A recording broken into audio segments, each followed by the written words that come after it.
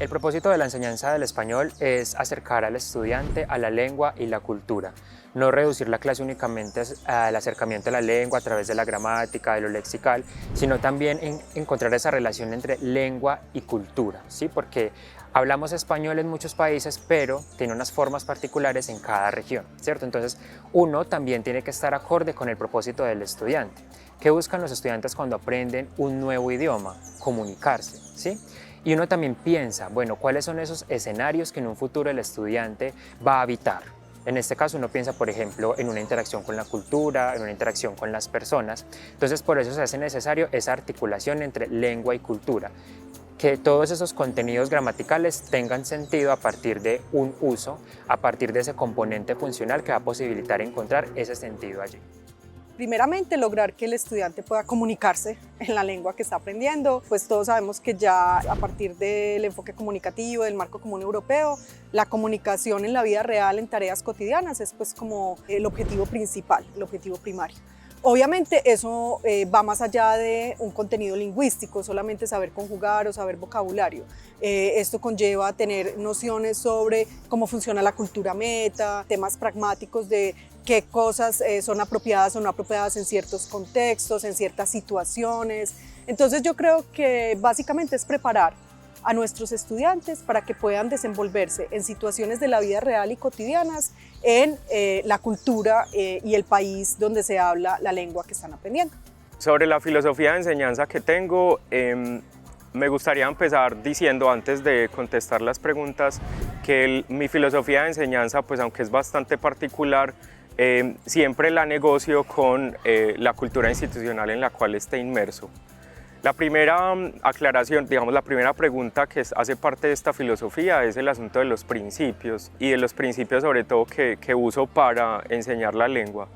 Un primer principio que para mí es muy importante es que la lengua es un elemento vivo y como es un elemento vivo y hace parte de muchísimos contextos, esa vivencia o esa vitalidad de la lengua debería reflejarse en cada una de las actividades que hago en el aula. Entonces, usualmente en mis clases reproduzco la vitalidad de la conversación espontánea, de la vitalidad de la música, de la vitalidad de la cultura y no me gusta que digamos la enseñanza del español quede supeditada simplemente a asuntos de corte estructural, por ejemplo enseñar solo la gramática o enseñar solo asuntos del léxico, porque aunque son importantes y lo hago, creo que la vivencia y la vitalidad de una lengua pues no se pueden perder de vista.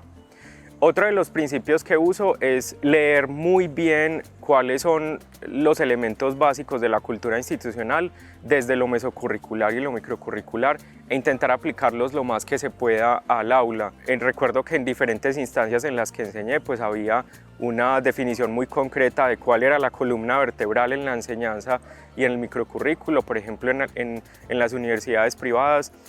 solía ser el elemento microcurricular más importante, o la columna vertebral de ese elemento microcurricular era la gramática y por ende pues yo intentaba ceñirme a esa declaración que hacía la cultura institucional, aunque en ocasiones por el principio digamos superior que tengo como profesor, que es darle vitalidad a la lengua, hacía que mis clases a través de esa vitalidad de la lengua permitieran el descubrimiento de la gramática y del léxico.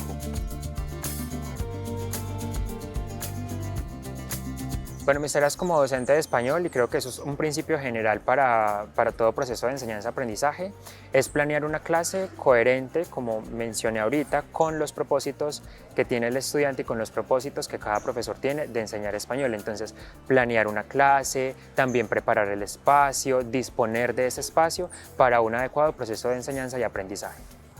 Mis tareas como profesora de español han variado según los contextos que mencioné antes. En el primer contexto, que era muy controlado, pues era básicamente dictar la clase, tener bien preparada la clase o el contenido de acuerdo con los temas del libro, ¿cierto? Saber y preparar a mis estudiantes para las evaluaciones, conocer el contenido previamente.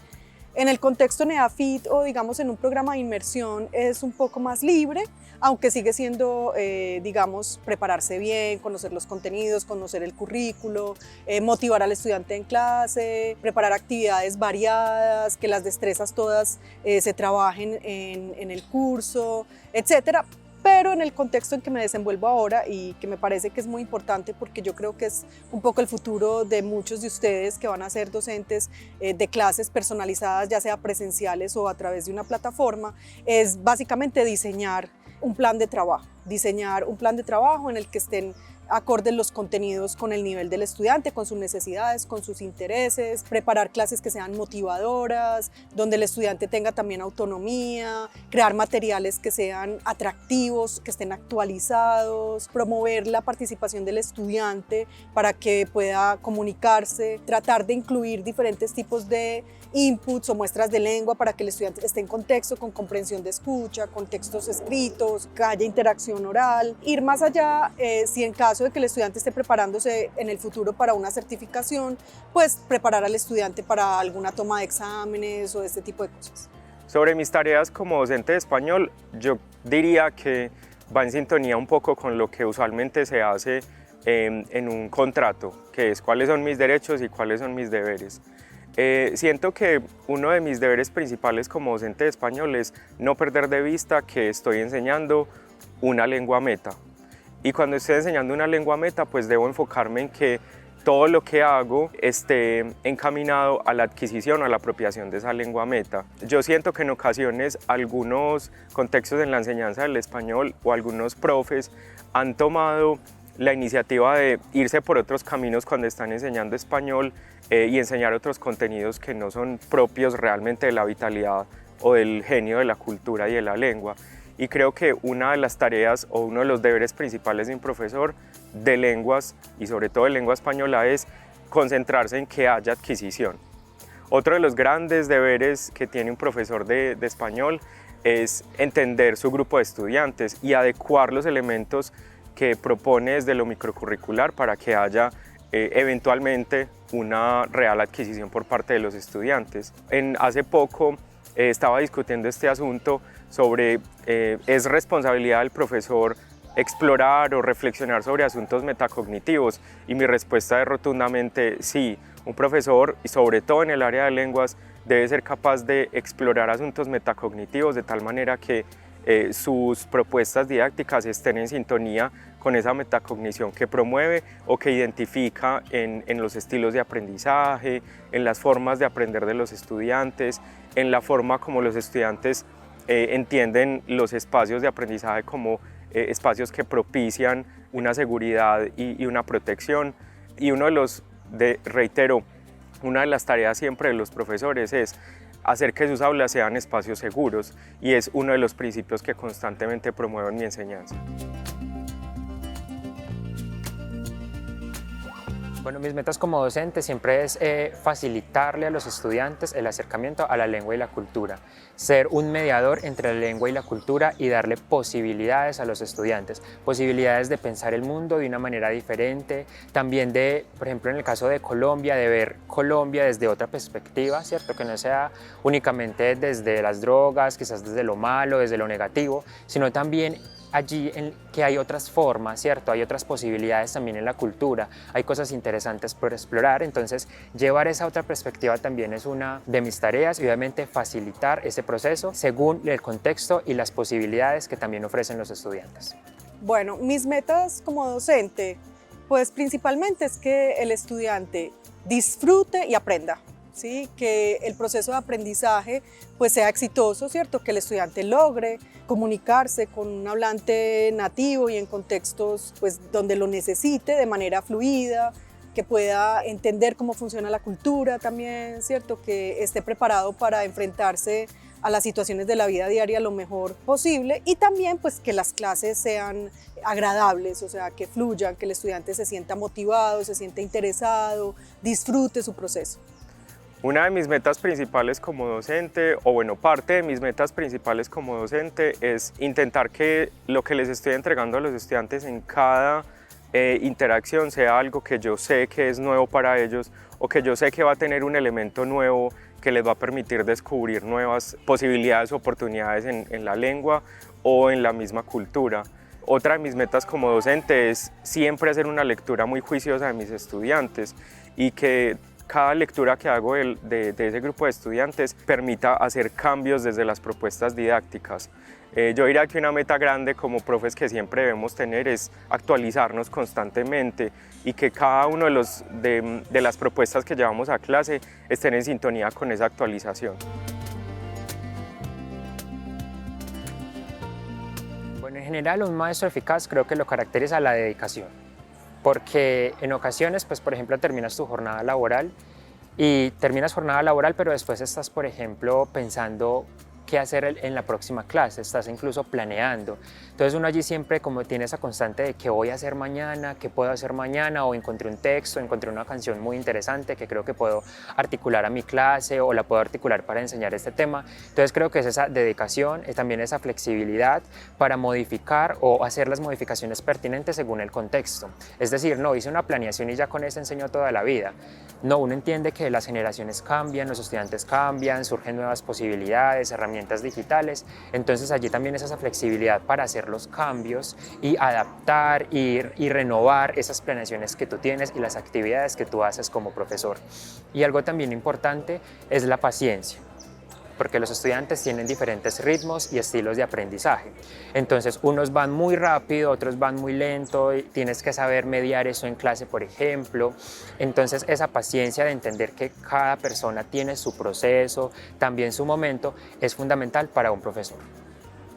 Un maestro eficaz es un maestro que primero conoce bien a su estudiante, qué necesidades, qué motivaciones, qué objetivos tiene y que logra llevarlo de la mejor manera a cumplir sus objetivos. Las características de un maestro eficaz, digamos que para mí son bastante diversas y van a, digamos, cambiar sobre todo en función del grupo de estudiantes o de la cultura institucional en la que esté inmerso.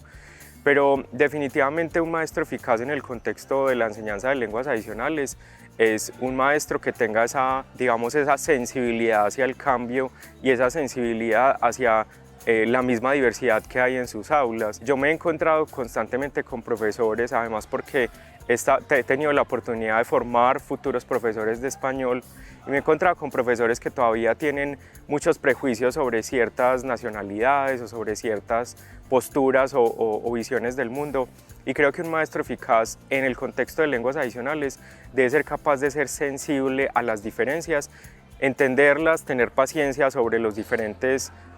formas de ver el mundo y sobre todo sobre las diferentes formas y ritmos que los estudiantes tienen para aprender. Un maestro eficaz definitivamente es un maestro que lee muy bien, o sea, es un lector ávido, un lector que es capaz no solamente de leer el contenido microcurricular y llevarlo al aula, sino de leer a sus estudiantes, de leer sus intereses y de leer cómo todo lo que está alrededor de la cultura institucional puede de hecho ser útil para promover la enseñanza y propiciar espacios seguros en sus salones.